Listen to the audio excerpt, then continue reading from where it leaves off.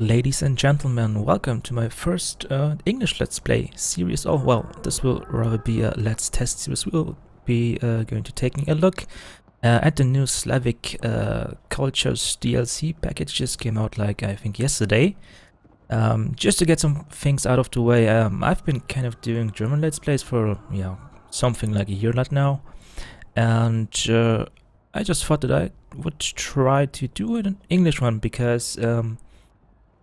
yeah, basically, since I have been 2 semesters abroad, like 2 years ago, I did not have as much practice in talking English as I would wish to.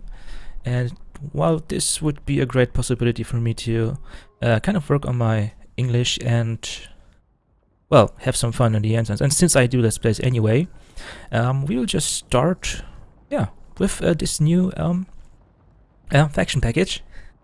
On the other hand, I chose Attila Total War or Total War Attila for my first Let's Test series because it's kind of a game that I'm really, really good. It sounds really ridiculous, but I'm quite good in it, and I don't need to, just work as hard on the game itself. Then that's why I can concentrate more on the talking part. Let's go to the game itself. The Slavs. We have 3 factions here to choosing. As you can see, they are all allocated in the far east of the whole campaign map. So we will be basically having some problems with the hunts depending on where we start. But there are actually some specialties, I think, especially with the Venedians, that can have some kind of a friendship with the Hunnic tribes. So that's a good thing, actually. And they have I basically already choose a faction. We're playing as the Venedians because they have these really fancy pajamas.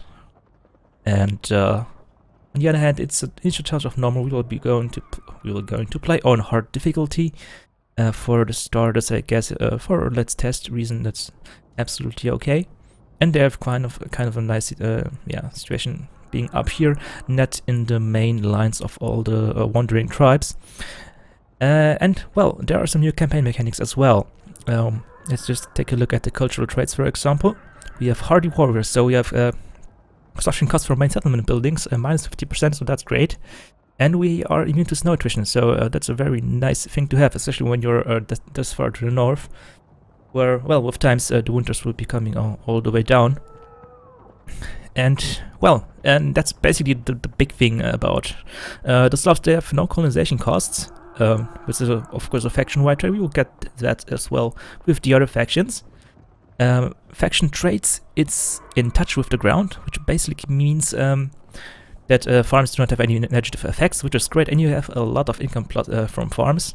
This is basically kind of shoving into the thing that you just base your whole economy on farming, because you get that minus 50% from commerce, industry, and culture. So that's another interesting thing. I guess we'll just jump into the game right now. And, we'll see what the advisors have to tell.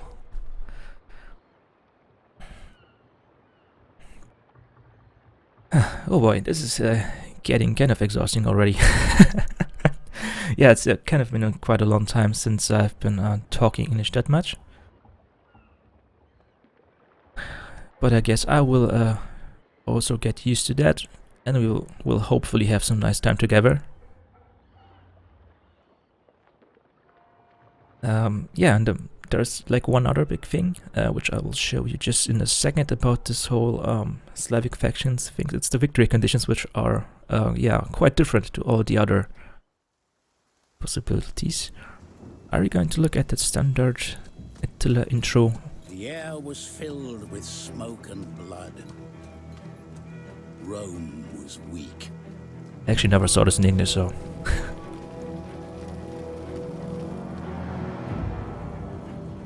The tribes grew in strength and number.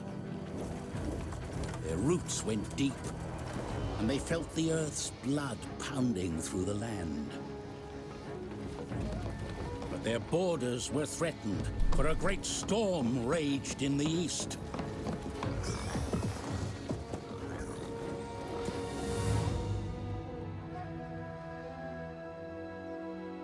One by one, the tribes scattered as seeds in the wind. And behold a red horse, and power was given to him that sat thereon to take peace from the earth. The blood of their kin would be avenged.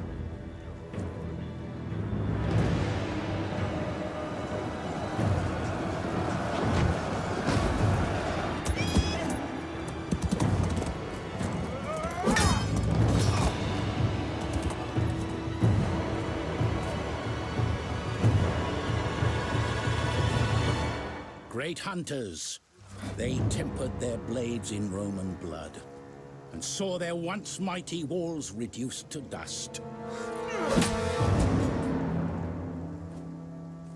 They made ready for war.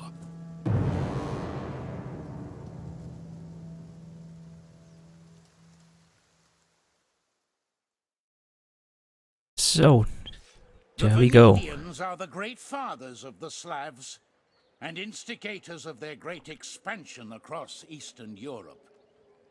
Yet great dangers threaten all we have accomplished. Dangers we must face if we are to survive. The Huns are upon us.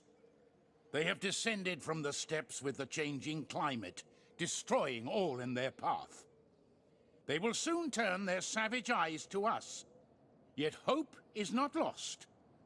There is wisdom, perhaps, in treating peacefully with them, and purchasing our safety in the process. The lands they have ravaged have been all but abandoned. We could be the ones to recolonize them. The soil is barren and burned, but we Slavs are masters of the land, able to nurture any earth back to fertility. Let the Huns burn and pillage, so long as we are safe. Beyond their anger and destruction, there will be a world for the taking. Our world. Well, there we go. Mission issued. Yeah, they made ready for war. It's just the standard thingies, which we know from the standard game. So it's just survive until the following date. And yeah, the advisor just gave us a hint that there might possibly be some possibility to get peace with the Huns, or just deal with them with treaties and stuff. And from what I've heard in the preview video from Creative Assembly themselves, they've been talking about there is kind of an event line which you can do to basically get a peace with the Huns. And yeah, also some other stuff that he actually said was quite important. On the one hand, as we have that trait that lets us colonize burned cities, yeah, very cheaply or just at no cost at all. Everyone who has played the main game knows that basically the whole, well, Central Europe part here and the Balkans will be burned to the ground for basically really quickly. So that's our chance to yeah, get in there and settle those colonies. We have this starting position here, which would be something like, yeah, Lithuania nowadays. Beziehungsweise, just don't bother with the German word. So basically, this is Lithuania would be here, so this would be the Belarus, yeah. And we have Peltaskaya here. It says what kind of troops we have. Some naked guys. That's Slavic Levy archers, Slavic ex-Levy, Slavic Levy spearmen. So which are the actual, good guess, these ones here. Medium X infantry, Slavic raiders. Yeah, we'll see what the thing of the Slavic armies actually is as we play, I guess. Let's take a look at the technologies. Well, nothing really that would surprise us here, so I guess we will go for some better units at first. It's never a bad thing. So actually start with 2 settlements, and we have this last one up here. But since we can colonize at no cost, I guess we could just go up there and claim that for us. It's really hard to believe that we didn't pay anything for colonizing, so... On the other hand, would it be so wise to take our own, or like the one army we have to the north? Since it doesn't cost anything besides men, I would say that we just could muster another army and march up there and settle like Estonia, I guess. Yeah, no, not really. Estonia would be up here, right? So this would be like the Latvian part, I guess. So, as you can see here, we already have some farm stuff here, but on the other hand, we don't have any negative bonuses. Yeah, how do you say the negative? So, yeah, doesn't really matter. Let's build something which makes us recruit. Yeah, like this here, the artisan. And from there on, like upon most other barbaric tribes, we can choose to which path we go. Actually, this is industry stuff. Yeah. So, yeah. So this is yeah, kind of standard, I guess. So we would need a wood carver and a smithy, but we will go for the smithy first, I guess. So let's build the artisan, and yeah, right. The village cost should be like at 50%. We could just go for an upgrade here. Yeah, pastures, fields, or goat herd. Yeah, let's go for the pastures. And maybe show me our family. Quite some guys. This is Darko, Donnie Darko, or King. Or yeah, High King. Actually, he's a High King. So this is our son Dragovit, who does not have a woman yet. So maybe he's actually a statesman. Make him a companion. We can also give away the province, right? So I guess we could give it to our son. It's always a safe way to keep him alive. Or yeah, most of the time it's a safe way. Of course, purely depending on if we are going to get attacked by someone from here. These are the other Slavs, right? Yeah, the Slavonians.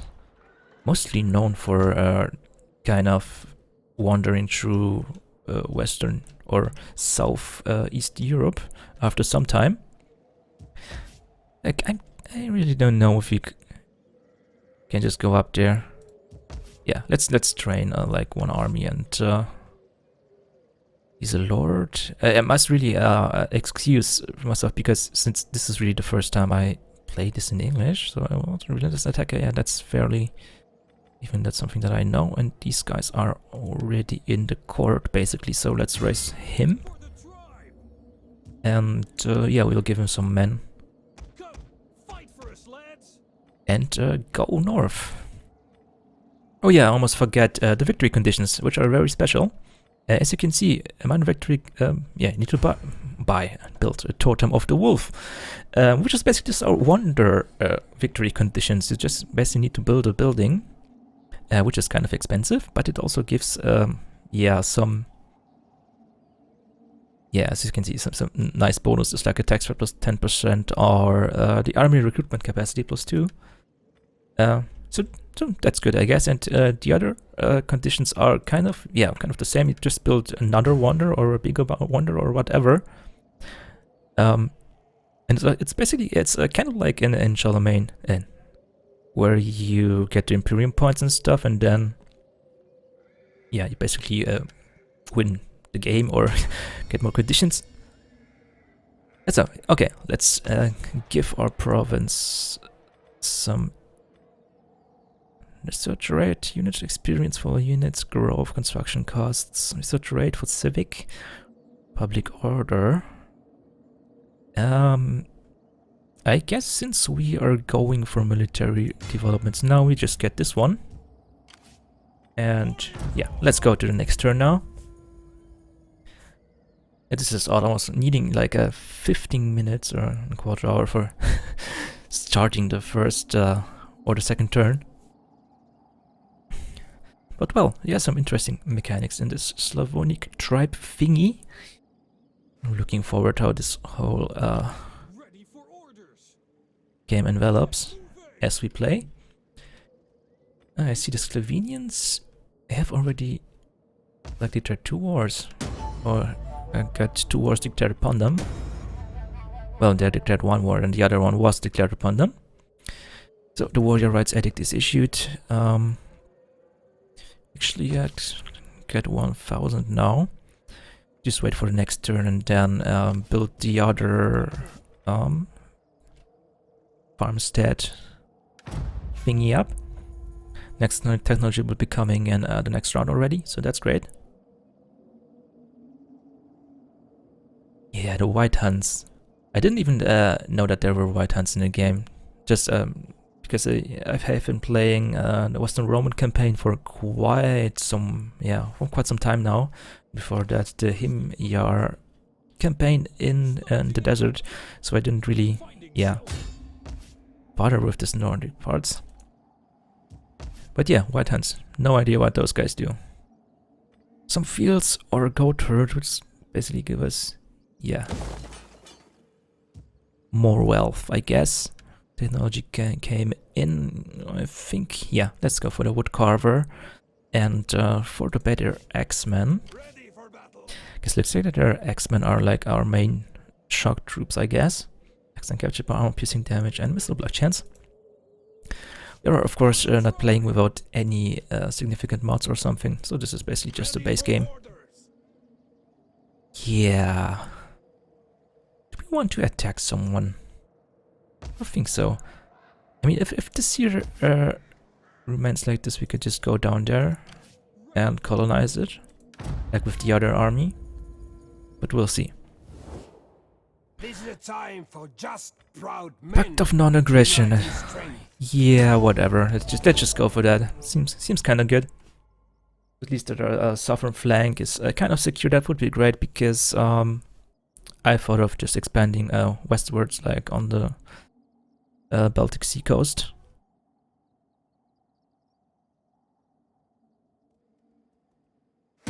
The Roxolans. Okay, that's not good. Goran. Illegitimate birth, so yeah. Dragovit. Our son, without a wife, has been, has been having some fun, apparently. Yeah, that's okay. So wait, you are the general up here, so why don't we just adopt you? Or let's just say we try to adopt you. We could marry our daughter to someone, creating an alliance. Maybe the other Slavs down here, the Antians. Oh, so yeah. So this is really great that we don't take any attrition in winter. So yeah, no shit. It really doesn't cost anything. That's just crazy. And there are gems here. Yeah, this is really nice. So basically, if you just wait long enough and let the hordes ravage in Europe, you can just basically claim half the world for us without paying anything. Well, it kind of depends how strong we grow. We would need to upgrade these settlements really soon, especially because we do not really have any public order buildings yet. So at least we can recruit some more, well, calling these guys decent would be probably... Yeah, let's just buy 2 of them. Guess that's okay. And end the turn.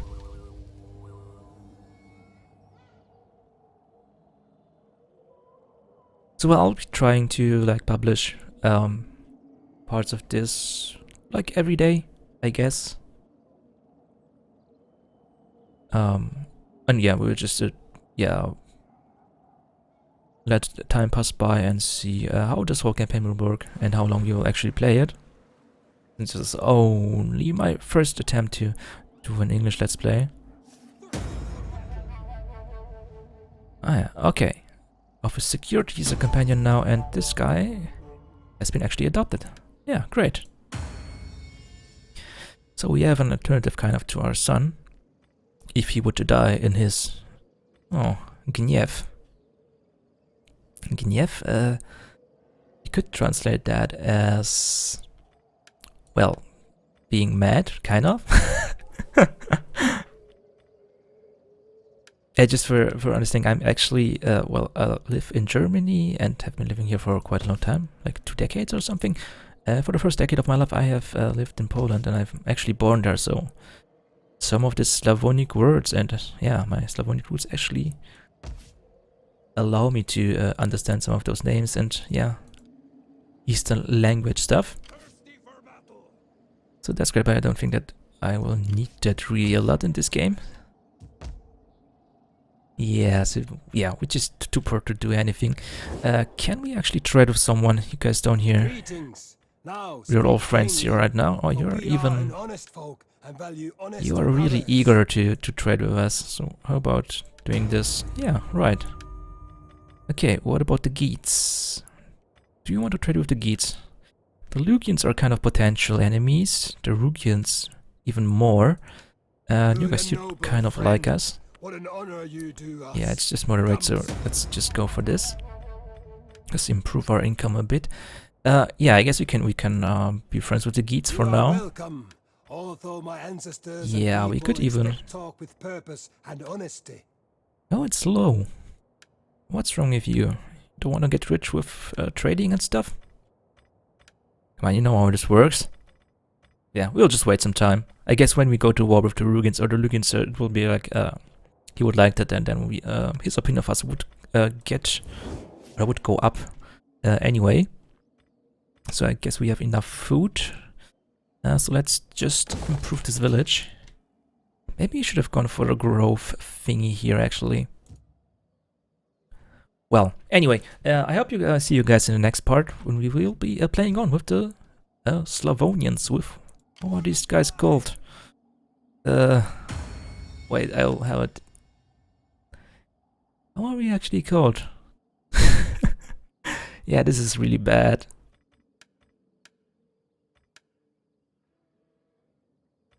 Oh yeah, right. The Venetians. Yeah, sorry. Just so, see you next time. Bye bye.